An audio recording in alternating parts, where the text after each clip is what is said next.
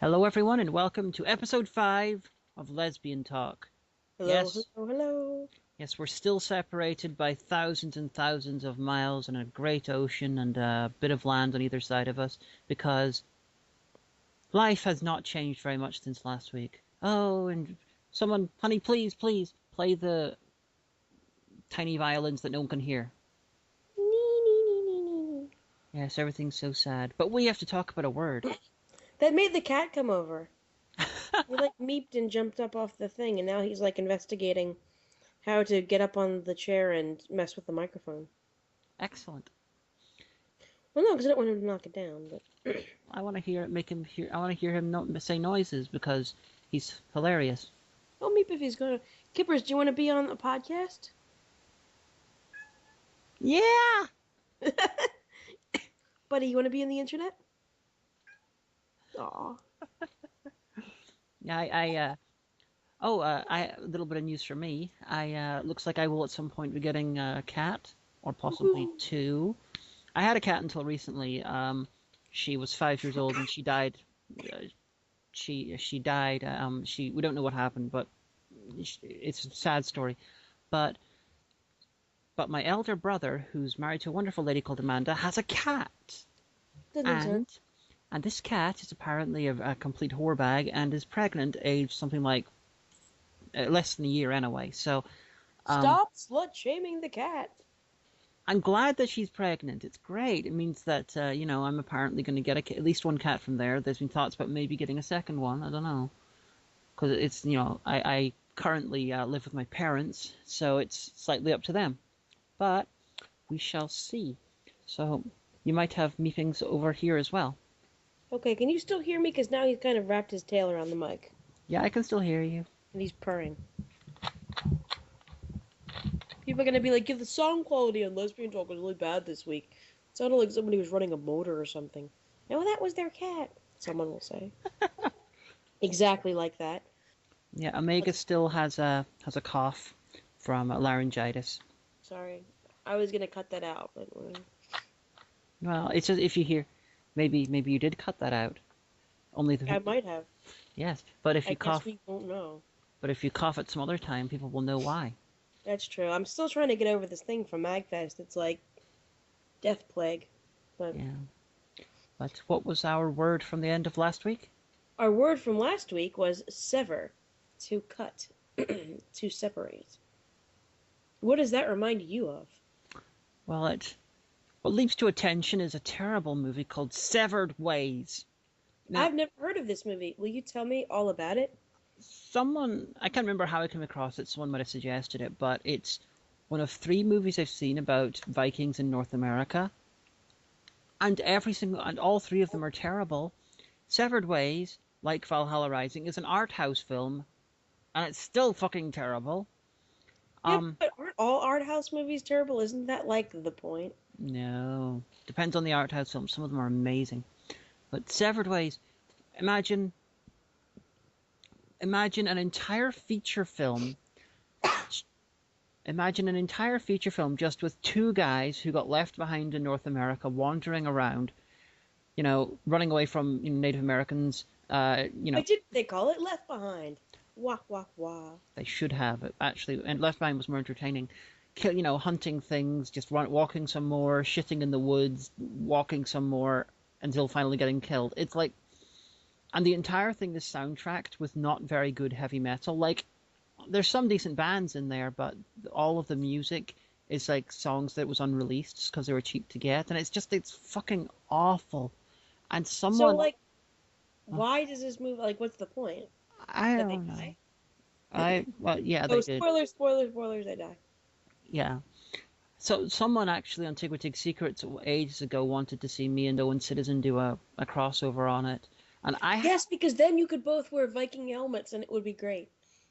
if I do that, I'm going to replace the soundtrack with some appropriate metal, such as, I don't know, Twilight of the Gods, or Blood and Ice by Bathory, some actual Viking music.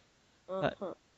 trust me, the metal fans are going. The metal fans out there are clapping softly and going and nodding approvingly and going, yes, yes, that is a very good choice for a Viking movie soundtrack. Of course they are, dear. I mean, what? Yes, or I could play Vinland by Bathory, which is the song about Vikings in North America. But yeah, Severed Ways is fucking terrible. And why is the concept of Vikings in North America such a hard thing to do right? Severed Ways, terrible. Valhalla Rising, terrible. And Valhalla Rising was with the same guy did Bronson, and Bronson was fucking brilliant. And the Valhalla Rising trailer, at least one of them, is really, really good. But it's disguising itself. It's fucking terrible. It's like Aguirre, Wrath of God, but awful. And then the non-art house one is Pathfinder, which is just fucking terrible too. What if they did it as like a wacky screwball comedy? That would be fun. That would be different. Like you could totally see that. Like I can't think of a Viking name that's not Leif or Eric. Sven. Sven just wants to be a Viking, but he's just not working out. And then like you'll have a scene where there's like raping and pillaging of like some English monastery going on in the back, and like this huge hulking Viking like pulling this guy aside and be like, Sven, we need to talk. You're not working out with this crew. I mean, like, you pillage, but what have you pillaged? And he holds up like doilies, and he's like, I've got all of their doilies. And he's like, yeah, Sven, we're gonna have to let you go. And then like you see him all alone, like on a really small little dragon boat. New. And that's when he decided to strike out on his own with a merry band of misfits. And these will be all the famous people who are cameoing in the movie. And and so they get a bigger longboat, I guess. So they all cram on the little one because that'd be really funny. And they've set sail for brighter shores, or have they? And then all of a sudden you see like all these Native Americans like squinting at the coastline and pointing, and Sven they land and he jumps up onto the beach in North America somewhere, and he's like, you'll rape and pillage all of these heavily armed people that are coming out of the wood. I just had an idea. Let me reference Spaceballs. I want to get the Native Americans just to stand there, looking at the Vikings and just, very, very properly to each other say, "Oh shit, Vikings! There goes the country." Yeah, or something like that. And then that's when you hear the record scratch, like, and then it like cuts to like, I don't know, one of those 80s songs that they always have on romantic comedy trailer, or no, I mean screwball comedy trailers. And now it's up to Sven and his gang to get civilized or get out. And then they're like, trying to trade and like, I don't know. Jack Black. I don't really know where I'm going with that, but Jack Black would be involved at some point. He can play Sven. Huh? Jack Black can play Sven. Yeah, that would be perfect for him. And then it would have to have some kind of like really snappy, hip with it name, like, I don't know. See you next Thursday. No, that's cumbersome. A good pun has to really flow. It has to really work with it, or something like that. Leif Neverson. I don't know. As the crow flies, because crow being Native American and a symbol of Norse. No, because people might go to see that thinking it's actually like a serious movie. Oh. Well, if you come up with a better suggestion for the title audience, there you go. Send it in. And even better, write the script. That we're totally going to have Jack Black star in. We're just saying. Yeah, or even better, write a script for us that we can, try to get made. Or draw some fan art about it. Like, we're really serious. About the last minute or so, if you actually watch the podcast as a video on Blip, there is an advertisement. If you have fan art that's inspired by something that we talk about, please send it in. We'll put it up there with a link with your name and a link to your DeviantArt or your WordPress or whatever. And everyone will watch it and be like, ooh, it's so fabulous, ooh. Yeah, it's free advertising for you, and for us, it's a way for the audience to not get bored while watching us. Although, we realize that almost no one will actually watch this podcast. It's, it's going to play while you're doing something else and you listen to. But at least some people will at some point look at the pictures that we have with the names and the addresses of, where they find their stuff, and someone may well see your work. That's true, and we can always credit it in the description too, or on the Project Million Entertainment website. And actually, I was talking to Robert Million the other day, who says that they are working on making downloadable MP3s. So if you don't have time to watch Blip and you want to take the show with you on the go, you'll be able to download the MP3 soon, and also making it available through iTunes. Yeah, that's I know that actually Sin Wicked, his show is available through iTunes. But no, the cool thing is like I listen to Skeptic's Guide to the Universe. I download that through iTunes. It's just really easy because if I'm bored at work, I can be like, I'd like to listen to a podcast. Hello, free downloads from iTunes, and so you could do that, you at home. Yeah, plus the way it is right now, if you want to download it, what you got to do is get like a YouTube downloader, download the blip, convert it to MP3. It can be done. It's just a bit cumbersome. It's a pain in the buttocks. Yeah. But you know what? Severed Ways sounds like a bad movie. I'm probably not gonna go see it. You should. But you know what else is severed? Um, Don't say Germans. Whenever I ask her, guess what? She always says Germans, and I don't know why. But Germans. no, it's not Germans. It's never going to be Germans. You need to live your life knowing it will never be Germans. It might be Germans. It will never be Germans. Okay, well, let me demonstrate that it might in fact be Germans. Okay? All right. You quote this, honey. All right. Name me a people who are famous for their sausages. Belgians. Now you have to say that. I'm not going to because I know what you're going to say. Well, I was not going to say Germans, but just to prove the point that hypothetically, one of the questions you ask might actually be the answer might be Germans at some point. No, because I usually say, guess what? That's true. And there will never be Germans.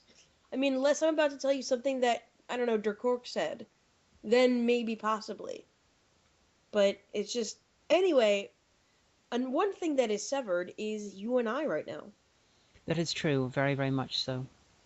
And we wanted to talk a little bit about that today because a lot of people have been asking questions, and I did a big thing on my on the fan page on Facebook like a while back about it. But a lot of people really don't understand how much the local and federal laws actually affect your gay and lesbian friends, or your bisexual or transgendered, or intersex or queer, or however else you identify. If you are discriminated against in a lot of states, oh well, tough nuts. If you are the victim of crimes, it's not a hate crime because we don't have a law for that. Sorry. Yeah, so they nearly beat the shit out of you and, carved the F word in your forehead. It wasn't a hate crime because we don't have hate crime laws. Sorry. Just to make sure, because there's at least some of the people listening to this are going to be sort of ethically opposed to the idea of hate crimes, and that's okay. That's a point of view. But at least some of them inside that group are going to be a little unclear as to what a hate crime is. A hate crime is not a thing that says that you get treated more badly for hurting someone that's black over someone that's white, or someone who's gay over someone who's straight. It's saying that if an attack is based in racism, whether it's white on black, black on white, black on, I don't know, green, doesn't matter. They get if it's based on trying to affect an entire community through that attack, based on these race, whatever, sex, sexuality, gender, whatever, then it's going to be treated a little bit worse because it's not just an attack on an individual; it's an attack on a whole group. And exactly. And if a straight person is attacked because they're perceived to be gay, that can still be a hate crime. If a straight person is attacked by a gay person who wants to terrorize the entire straight community, that's still a hate crime. Mm-hmm. It's not just something that benefits gays, people in minorities. It benefits the entire society. Now, you might not like the idea of having extra, sections, types of attacks and things, and types of things when it comes to criminal justice, but we already have that before. We had that before the existence of hate crimes. Like, for instance, the difference between manslaughter and murder. Same action, different punishment. And like a lot of people will say, oh, well, hate crimes don't protect straight white Americans. Of course they do. Suppose you and your friends go to a gay bar, because it happens. A lot of straight people do go to gay bars. And someone's like, hey, you said, oh, I'm straight for some reason. Someone's like, hey, get the hell out of here. Get your own club.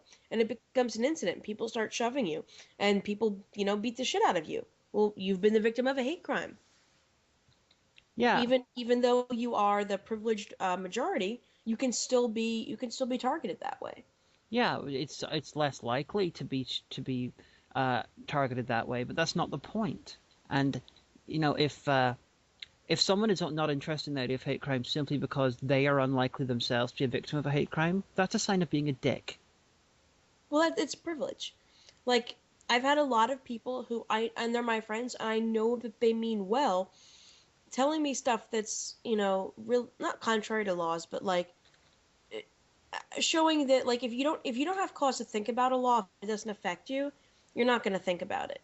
Like, I don't own a boat, so I don't ever think about boat legislature or laws pertaining to the use of recreational boats.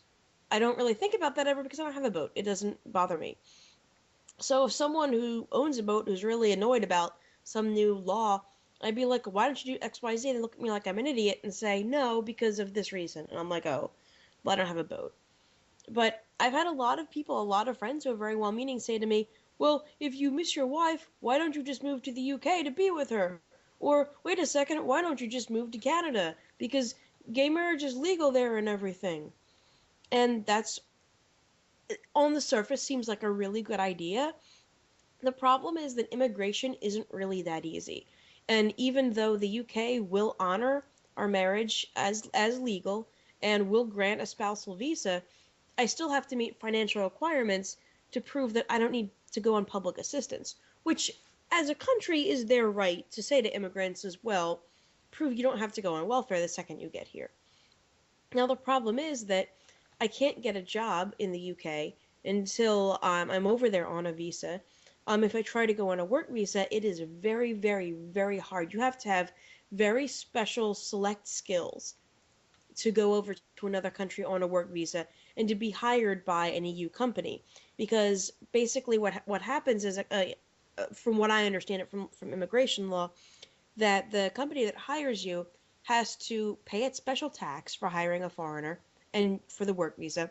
And then they have to prove to the government that another native citizen didn't have the skill set required for the job, that they'd post the job for a certain amount of time and no one who applied for it was good, had the skill set, or that no EU citizen was able to fill that role. It's incredibly difficult.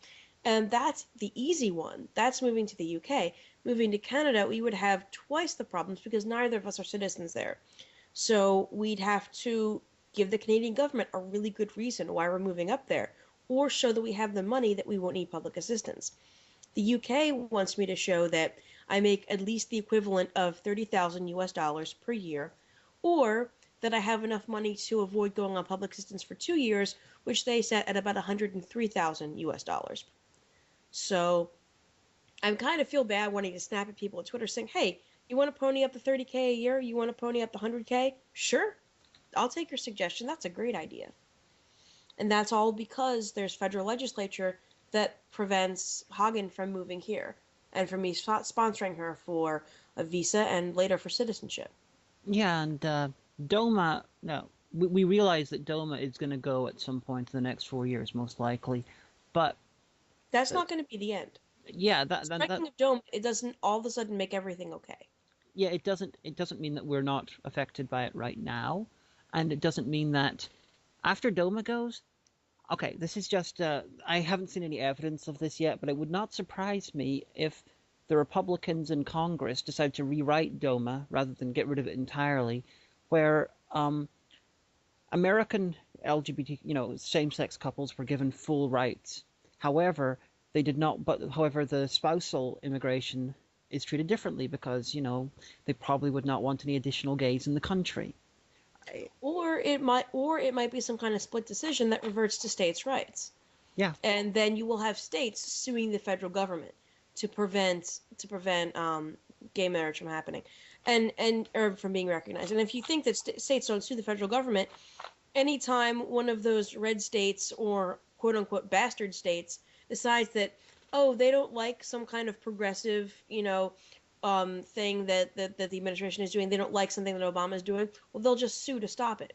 There are states that are swearing up and down the mountain they will fuck their poor people, pretty much fuck them, as hard as they can, just to say, well, my state ain't having that Obamacare. Not necessarily, Southern, but that's the first accent I default to. Sorry, Southerners.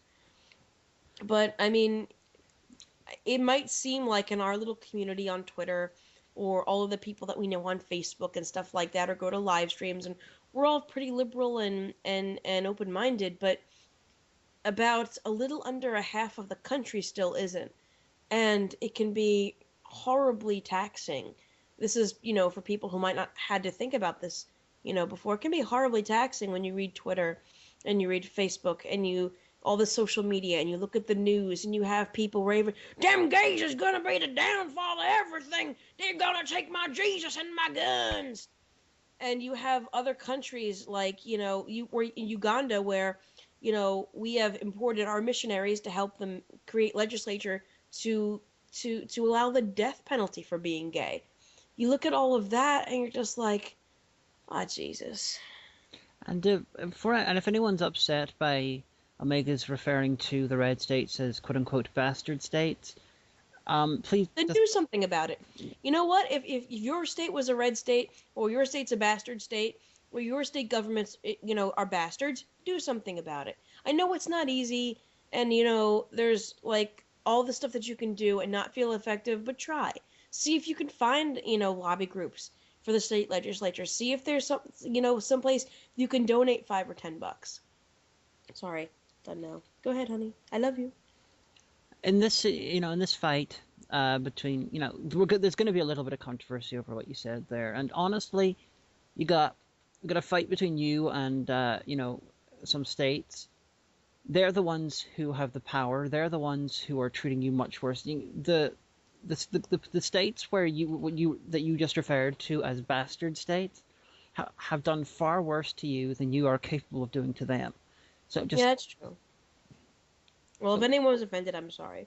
But if you are offended, well, maybe that's good. I mean, if you're not going to listen to the show anymore, well, that's sad. But if you feel offended, I mean, I know a lot of people who live in Florida, and God knows we all make fun of Florida a lot, who say, well, you know what? Like, all right, so my state is, pretty much the butt of a lot of jokes. Some for good reason, some for not. But, here's all this good stuff that I'm a part of that I feel changes the world. Like, I got into it with somebody on Twitter. Or not Twitter, somebody, honey, actually on your forum, on the Tigmatig forums, who defines being a good Christian. I said, well, do you define that as doing good works and good deeds, so that, at the end of life, if there is an afterlife, your good deeds will have earned you this reward to be united with your God in heaven. And the person said, no, I don't care about good works and good deeds. You just have to say that Jesus is God. Well, their theology was that whenever you become a Christian, that the Holy Ghost enters you and stops you from being able to do anything bad after then, and making you a good person. Because no one ever commits sins ever. That's never how that goes. Well, I pointed out afterwards that what they have there is it's actually quite brilliant, because it's unfalsifiable. You can't prove it wrong, and it means that anytime any Christian does anything wrong or anything they don't agree with, they're automatically not a Christian, and Christianity is still perfect. It goes above and beyond Christianity. I mean, if your religion, if one of the tenets is doing good works and behaving yourself, or even if you're not religious, if you follow a specific philosophy, I mean, if people are, I don't understand why there hasn't been a movement in mainstream evangelical American Christianity to say, hold on a second, wait. We are the ones that do the good things. Why hasn't, if people are so down in the news and social media all over the world, if they are down on your demographic, if there are good parts of your demographic, we'll show it. Become that model. Become the person that says, well, hold on a second. In my community, I go to a Unitarian church. And you know what? I know that people are down on organized religions right now, but make a YouTube video. Be like, this is what we do at my church. This is, if you are Jewish, a lot of people have been down on Orthodox and Hasidic Jews and stuff like that. Say, well, you know what? Oh, my synagogue, it's different. Be the example of what's right about your religion or your philosophy. And I guess I'm choosing religion a lot because, you know what? I don't see atheists standing in line to tell me that I shouldn't be able to get married. If you spend more time, a lot of time with atheists, you will see the odd one. But There's That's a very few and far right. between. Because Dimes for Donuts, if there's a group lining up to say that we shouldn't be able to be together, they're gonna be citing some obscure Bible passage. Yeah, but the reason for that, at least in America in particular, is because most people in America identify as Christians. So therefore, most people at anything are going to be Christian by default, except for maybe like a skeptical conference or a Jewish conference or something. That's not to say that homophobia is exclusive to any one group. There's homophobic atheists, there's homophobic Jewish people, Christians, Buddhists, Zoroastrians, Hindus, Baha'is, Mormons. It's across the board. The one thing I've noticed that homophobes tend to have in common is A, they're human, B, they're twats, and C, they're twattish. They might not. They might not know any better. They might have led a sheltered life and not realize, the impact of their beliefs. But it is not nice to constantly be under attack from people that you've never met just for being who you are. Hundreds of thousands of people that you've never met. But yeah, back to what we were saying at the start. Privilege as a concept basically says you are in the majority. Because you're in the majority, you don't need to consider things. It comes in a lot of different guises. It comes in a lot of different shapes. But when you're white, there's a lot of things you don't have to consider. You don't need to consider racism, particularly, because people are not going to generally be racist to you. It's very uncommon for people to be racist against white people in America or the UK. Sexism with men, it's very unlikely to be victim of sexism if you're a man. Very, very unlikely. That's not to say that the way that society is set up doesn't hurt men in any way, because it does. It hurts them a lot.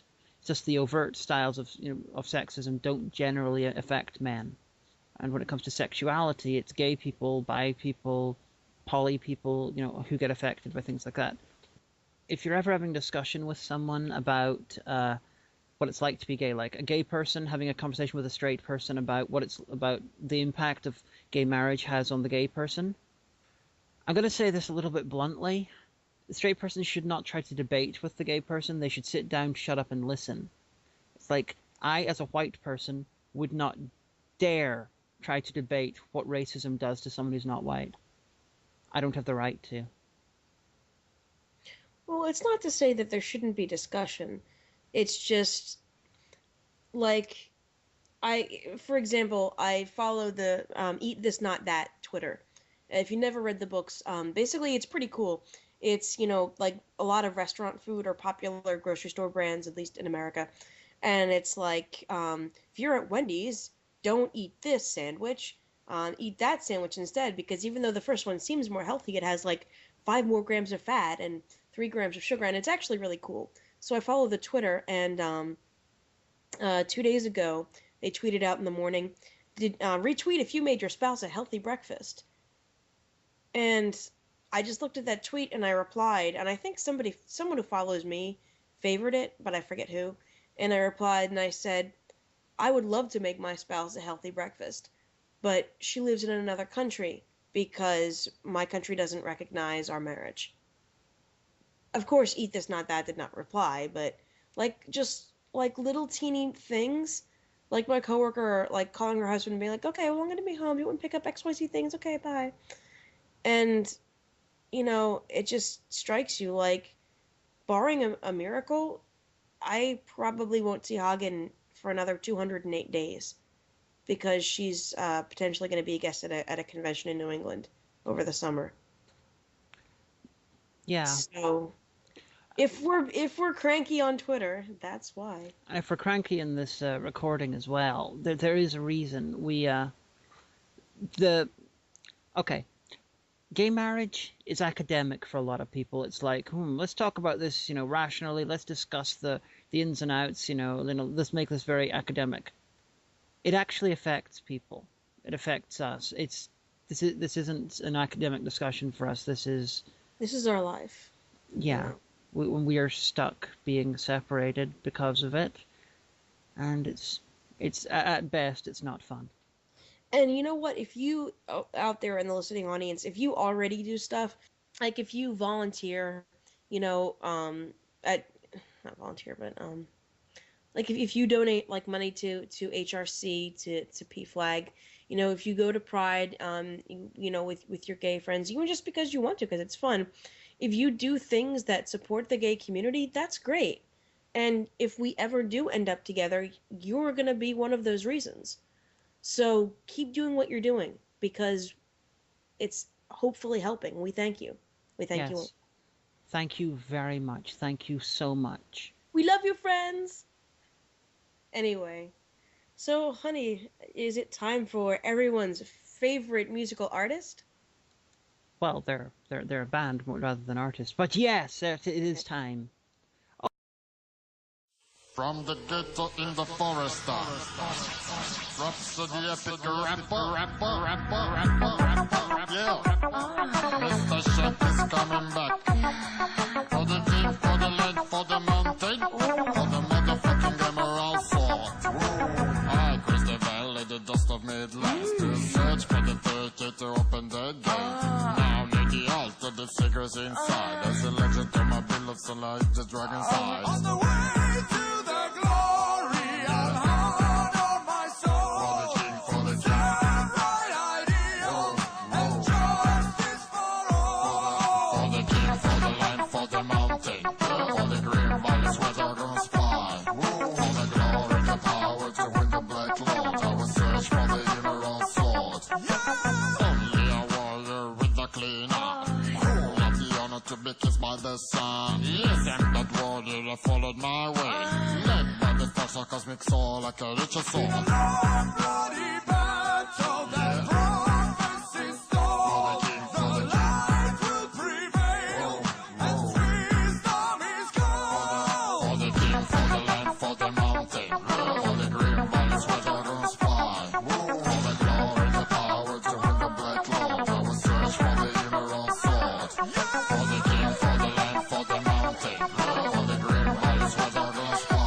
For the glory, the power to win the black lord. I will search for the emerald sword. For the king, for the land, for the mountain. For the green valleys where dragons fly. For the glory, the power to win the black lord. I will search for the emerald sword. That was Nanowar with their song Rhapsody, which is actually okay, this might actually take grasp to understand, but Nanowar, the parody power metal band, are doing a rap parody of Rhapsody, who are a serious power metal band. Oh, those wacky power metal hijinks.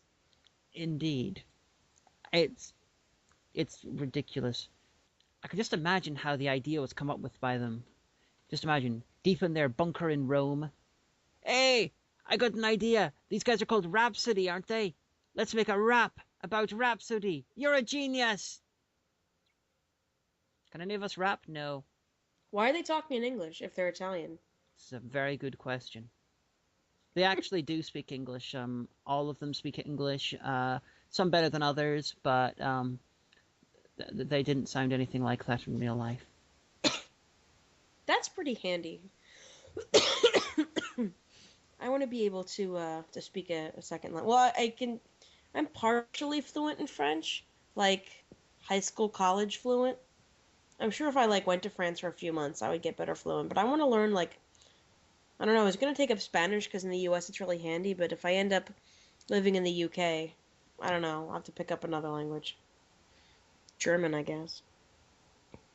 Well, you do speak a second language. You speak fluent Kippers. I do. He's asleep on the couch now. He's had enough messing with the microphone. But honey, do you know what time it is? Timeout time? Of course not, you stupid mammal. It's time for Giovanni's Trivia Fact. Wah! Is that the new theme music? Listen, I'm doing this without a budget, okay? Okay. So, today's Trivia Fact is actually about one of the most interesting people alive. And, no, it's not the guy from the beer commercial. It's actually Christopher Lee. Now, did you know that before World War II, Christopher Lee joined up with the Finnish army to fight the Russians in the Winter War of 1939? Well, he did. I got the feeling that if Christopher Lee's, if his like life story, if his biography was written, nobody would believe it. They'd think it was fiction. Yeah, if they made a movie out of it, it would basically be accused of being like an asylum movie. You'd have to cut a lot of shit out. The guy's fucking incredible. Exactly. So I'm gonna scuttle off then without any kind of payment or reward because it is usually painful.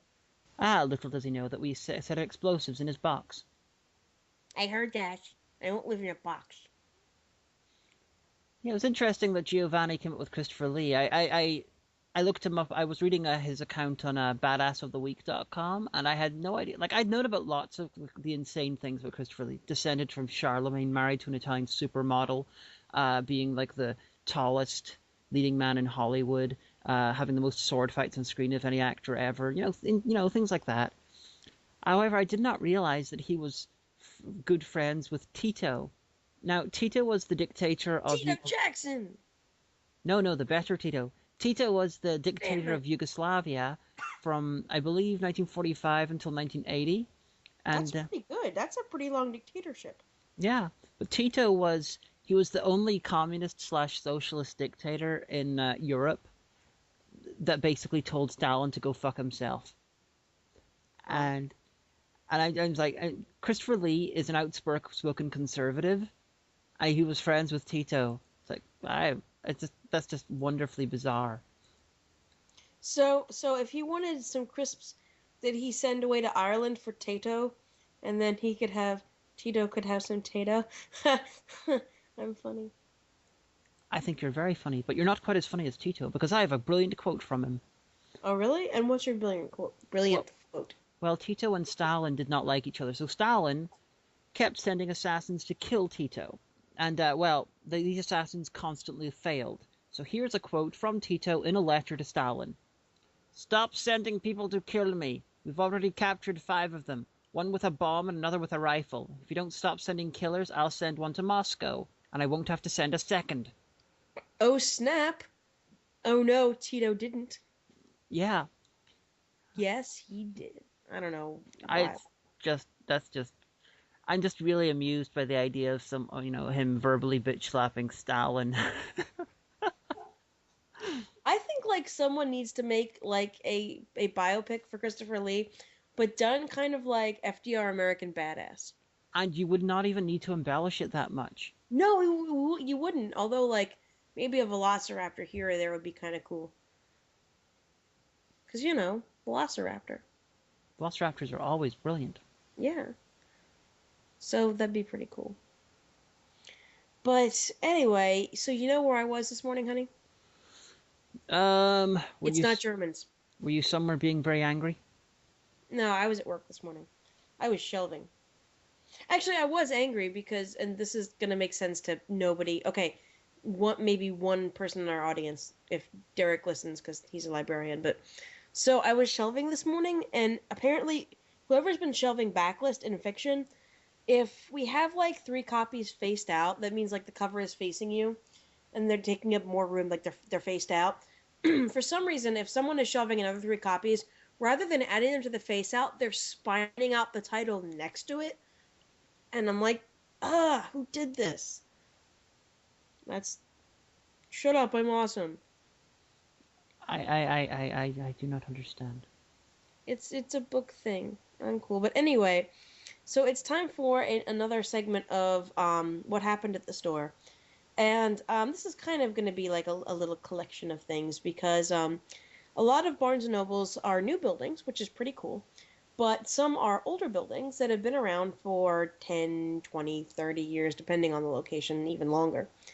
Now, about 2 years ago, actually no, about 1.5 years ago, we made a decision in the store to cap the electrical outlets in cafe because there were only a few of them, because our building predated people having handy laptops and little devices that needed to be charged constantly because our building is old, so that's how it goes. So we capped the outlets. There are some outlets on the floor, but they're for maintenance use only, and a lot of them are located in fire lanes. So the day that my manager went around and capped the outlets was a momentous day because people will come into the store and they'll sit all day on their computers, taking up chairs that our paying customers could have, and we don't like that. But so I was one of our regulars came up, and he's a really sweet guy. This is when I work in the cafe sometimes, and he always gets a large Godiva hot chocolate and sometimes a scone, depending on how he feels. But he's a really friendly guy, and I like to talk to him, you know. So he's in the middle of giving me his money for his Godiva hot chocolate, and this young woman who is somewhere in her mid-20s barges up and she goes, "Excuse me," and I said, "Can I help you?" And she said, "Yeah. Where's all the outlets?" And my manager had just capped them that morning. It was great. And I said, "Oh, unfortunately, they had to go away. Maintenance put a cap on them. Sorry. Yeah, you know how it is." And she was like, "Well, I need to charge my laptop. So, you better get a manager over here right now." And my regular had this look on his face like, he was shocked at such impoliteness. And I was like, all right, hold on.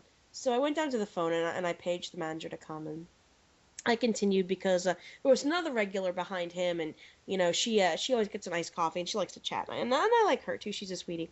So you know I'm chatting with her and I'm making people's drinks, and I'm overhearing this angry fight that's happening between my manager and this girl, and I could only really hear highlights because I was still trying to help other customers, but I did overhear this incredible snippet from her. "Well, you offer free Wi-Fi." My manager says, "Yes, we do." "Well, that's unconstitutional if you offer Wi-Fi but you don't let us plug in." That's unconstitutional. Because of course in the Bill of Rights, Jefferson made what did he write the Bill of Rights? He was involved. But of course, he wrote down, "And in the event that there should be a retail establishment that provides free wireless internet, they will provide a free place to plug in your electrical device." And then Ben Franklin was like, "No! I was working on that first, asshole." I don't think. I fear there's a lot of people in your country that don't understand what constitutional means. It's basically, I think, like, there are some things that are unconstitutional. Like, being tried without due process, I think, is unconstitutional. The right to peaceable assembly. If you're peaceably standing around doing something, as long as you're, not loitering or doing something bad. I think you technically have that right. But, like, people like to throw around unconstitutional whenever they mean I disagree, I've noticed. Yeah, it does seem to be a bit of an attempt to short-circuit a discussion. Although, the cool part of that is that stupid Americans think that the Constitution comes with them to other countries. And, honey, when I first came to visit you and the Republic of Ireland, I looked on the State Department's website for what you should know if you're traveling to another country. And one of them was respect and abide by the local laws, even though you're not a citizen. Because basically, if, something happens to you and you are unfairly, thrown in jail or harassed or, something happens, or you're taken hostage or kidnapped or whatever, the State Department will make every effort to get you back. But if there's some local law, or, national law over there that's different from here, and you fuck up and get yourself thrown in jail, that's on you. Like, for example, if in the city of Dublin it's, I don't know, forbidden to have an open container of alcohol, and you do, and you get a fine for it, the State Department will get involved. But I just love people who think that, they carry the Constitution in their back pockets when they go to other places. Like when, didn't like Westboro Baptist think that they could go over to yours? Let's go over to England and cause trouble in the UK. And the UK was like, "No, you can't come in." And they were like, nuh-uh, freedom of speech, nuh-uh. And your government was like, "Yes, well, you see, we don't have that here." I know that they said that they were going to try and come over to the UK, and then the UK sort of added them to the list of people who were not allowed into the country. I don't know if they ever screamed about freedom of speech, but I'm quite pretty sure some people in message boards did. Well, it doesn't work that way.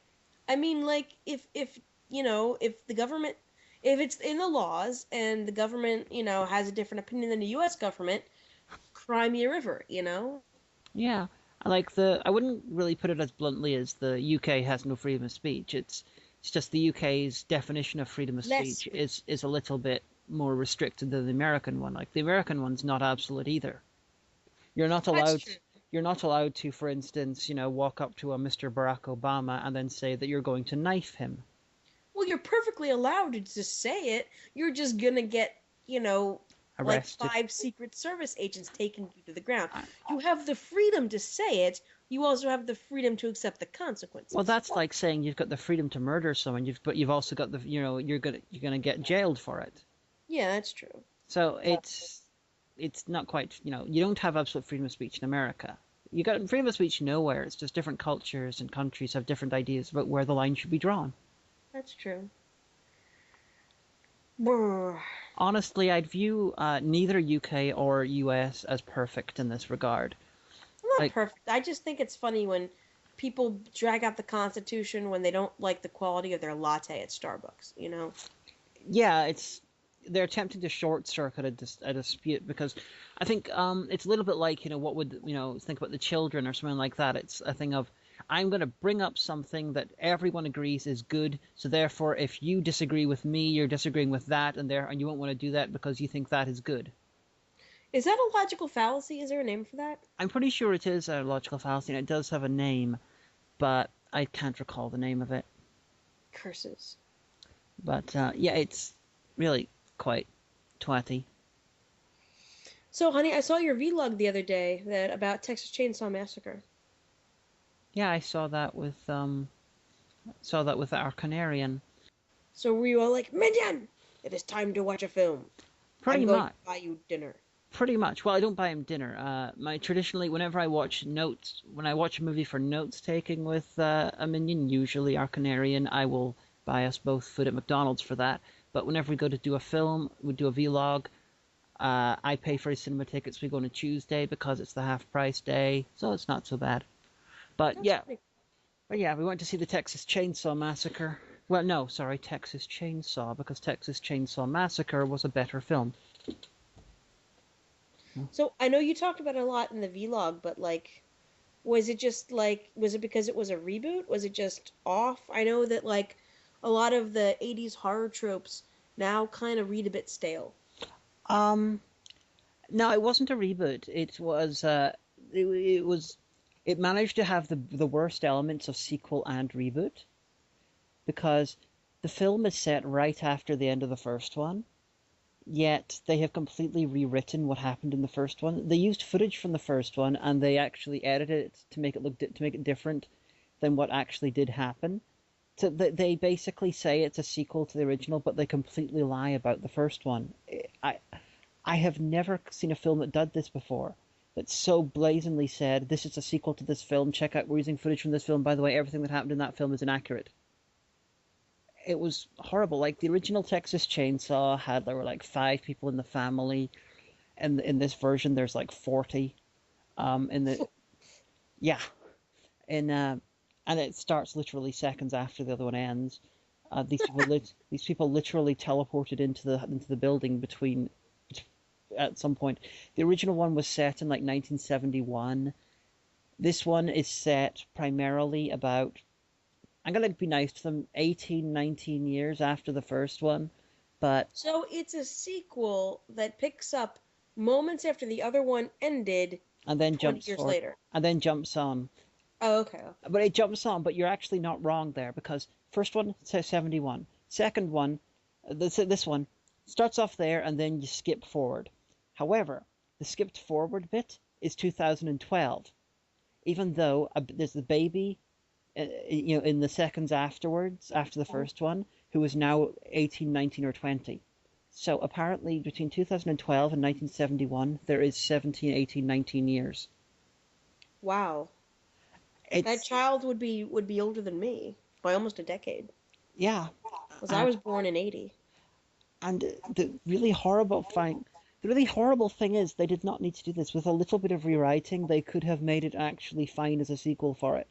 But no, they decided to try to connect it to the original one directly, and they completely fucked up. And my favorite character from Texas Chainsaw was the cook, Drayton Sawyer. And he was played by Jim Sydow. Now, Jim Sydow died about 5 years ago. Oh, And in this one, Drayton Sawyer is being played by Bill Moseley. Bill Moseley played Drayton Sawyer's youngest brother Chop Top in Texas Chainsaw 2, the original sequel to the Texas Chainsaw Massacre. And they have Bill Moseley playing Drayton Sawyer, nothing like the original, wearing clothes that aren't like the original, and acting not like the original one, and they've digitally inserted him into the footage from the original to replace the original. See, this is why I don't watch horror, because so infrequently is it good. Well, Texas Chainsaw is a very good film. Texas Chainsaw 2 is good too. Texas Chainsaw 3 I would defend. This one, no. It's with this one though. Imagine watching. Okay. Now someone decides to come back and they have made a new sequel to Fellowship of the Ring. It's got nothing to do with the Two Towers. It's just a sequel to Fellowship of the Ring, and it's made 40 years later. And Elijah Wood is playing Gandalf exactly like he played Frodo, and it's then the estate could sue for intellectual property. Well, it's they got the rights, but they're making their own sequel, and there's like then nobody would go watch it because it would be crap. I know, but this is what they have done to the Texas Chainsaw. Imagine like they claim there were 28 members of the Fellowship. Imagine hobbits are now 8 feet tall. They've got footage from the original Fellowship of the Ring, but they have digitally altered it to make the hobbits 8 feet tall. This is what they did for Texas Chainsaw with this new movie. You sound like personally betrayed. You know what we need right now? We need the Spoony Betrayal sound. Betrayal! Betrayal! It's... Okay, Again, this is why I don't really watch horror, because it doesn't tend to be good. Well, my enthusiasm about this is because I am a Texas Chainsaw fan. If I got a choice, if I was allowed to direct 2 films in horror franchises, it would be Hellraiser and Texas Chainsaw. So you got that connection that I really like the Texas Chainsaw movies. Plus, this is fucking stuff up in a completely new, original, and painful way. Me and our Canarian in the vlog actually discussed. We don't know which of us suffered more in the movie, because he had never seen any Texas Chainsaw movie, and he was completely lost. While I had seen it, and it hurt me. In order to make sense of this movie, you have to have seen the first one. But if you've seen the first one, you know it's completely fucked up the first one. It's insane. So it's like a vicious circle of being fucked up? Yeah, pretty much. You heard it here live, folks. But yeah, Texas Chainsaw actually predates a lot of the crazy tropes of horror movies, because it predated Halloween, the first slasher movie, by years and years. Oh, wait a minute. Yeah, I think I know that. I watched this. There was a documentary about horror on Netflix streaming several months ago. Actually, I think about a year ago, and I watched it. Because I was like, ooh, I can watch this, and then I can talk, and she can be like, wow, you took an active interest in horror. And I'm like, yes. I don't know why I told that whole part in falsetto, but there you go. Although there are some horror movies that I've seen, and I don't tend to watch horror because they're not, to me, horror movies aren't scary. I like things that are sociologically or psychologically horrifying, big huge concepts, fudge. Nuclear winter. I think that's horrifying. But I must show you the War Games then. The Peter Watkins movie. Oh no, it's from the 60s. Oh, well, yeah, stuff like that, is frightening, but, I forget which horror movie it was, where, it's a college dorm and, evil little creatures come out the toilet. That's not frightening. They look like Muppets. That sounds like Ghoulies or something. I don't know. We rented it for time. Based on your description there, I'm guessing that was not meant to be taken as a actual scary thing. It was probably more of a tongue-in-cheek one. I guess it just seemed to be a lot of the horror movies, if we had a sleepover party at probably Becky Slosky's house, or because her mother was very permissive, didn't really care what we did, but oh, went to Family Video, we rented a horror movie, oh my gosh. Well, with horror, frightening. With horror, you've got 2 types of horror. You've got the ones... Franklin Expedition, that was horrifying to me as a child. It's other thing, not so much. Well, with horror, you've got 2 different things. You've got It's unusual when it comes to genres because you've got two different parts of it. You've got the ones which are meant to be actually scary, and then you've got the ones which are not meant to be scary. It sounds a bit weird that you got horror movies that are not meant to be scary, but it's true. Well, then call it something else. Like they got the movie Trick. You got like, for instance, ones like that, Evil Dead 2, Trick or Treat, Terror Vision. You got a fuckload of films, Ghoulies, which are not. The Orphanage. Shoot, I forget who directed it, but Benicio del Toro, he was the producer on it, and I saw it at the Ritz in Philly in Spanish. I had to read the subtitles, but that was terrifying. Like, I literally had to keep all the lights on in the house for like about a week after that. Like, that was good. That was good. I was, come on, catch quickly up the stairs before it gets us, that kind of thing. But, like, I'm like, oh, noes. There's a insert supernatural here, and there's blood all over the place. How wacky is. There's I feel bad because so many of my friends like horror, so. Well, I failed. I got the feeling that almost any horror fan is going to be quite open about the fact that a lot of horror films are not scary, and they're not supposed to be scary. A lot of them. Then you should call it something else. Well, coming up with new names for genres is very, very difficult. It's got to be used. It's got to happen organically and croakily. You can't really say this is definitely this. It's like that's a good point. The Slaughtered Vomit Dolls attempted to invent a new genre with its term vomit gore. Blech, awful. No one else took it on. It sounds self-important to come up with a new name for your genre. I guess. We're stuck with it. Well, everyone out there, get on it. Make up a new name for that. And start telling people so it can spread like a viral movement. Well, I remember it's really a sub... Read about it. Make it a hashtag. Last night I watched Night of the Hunter, which was a 1955 movie directed by Charles Lawton, who played Dr. Moreau in The Island of Lost Souls. Oh. And it was quite good for most part. It starred Robert Mitchum, and he had love and hate tattooed on his knuckles, and he was being a sinister preacher. Oh. So that was more of a straight horror, shall we say, that, it's supposed to be horrifying. And the guy's performance at times was quite chilling, but at other times he was very comical. Not sure if it was deliberate or not. Well, I guess we'll come around at some point, but do you know what time it is? It's not German. No, it's never German time. I mean, it might be if you're living in Germany, but it's time for us to pick our word for next week. Oh, dear. There's a next week now? Yes. Why is there there's a week after, too. Why is there a next week? Because time is linear? That's a very good answer. Let's find out what word we're using. All right, so pick a page, because I have the dictionary. 120.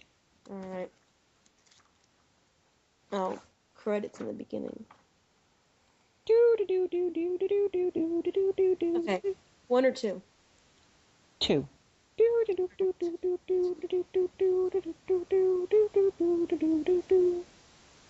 1 through 23. 1. All right, let's see. Stop it! It's not Jeopardy time. Codex. A manuscript volume, especially of ancient writings. Well, that leaves a lot of things we can talk about. You can talk about... That's true. It's really lucky because it's one above it was the one on the last one from the other column was codeine, and the one after it is codfish. So that's really good.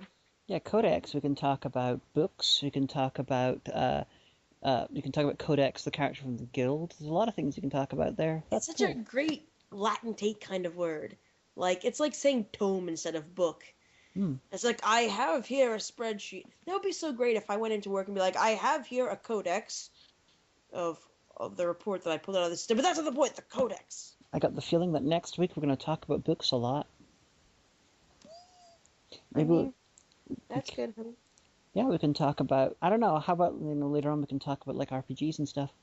That'd be really cool. Well, have you enjoyed this episode of Lesbian Talk? I have enjoyed this episode of Lesbian Talk. Has Giovanni? Shut up, I'm not talking to you. Giovanni hates me. Well, because you always try to, like, explode him or harm him in some comical way. Is Kippers okay? Yeah, he's still sleeping on the couch. He's never making noises and being amusing when I want him to be. Like, because he's a cat. He has cat things to do, okay? Most of the time it's laying around somewhere, but he doesn't live to meep just because you're there. Well, he should. I'll bring it up. Anyway, we'll see you next time, everybody.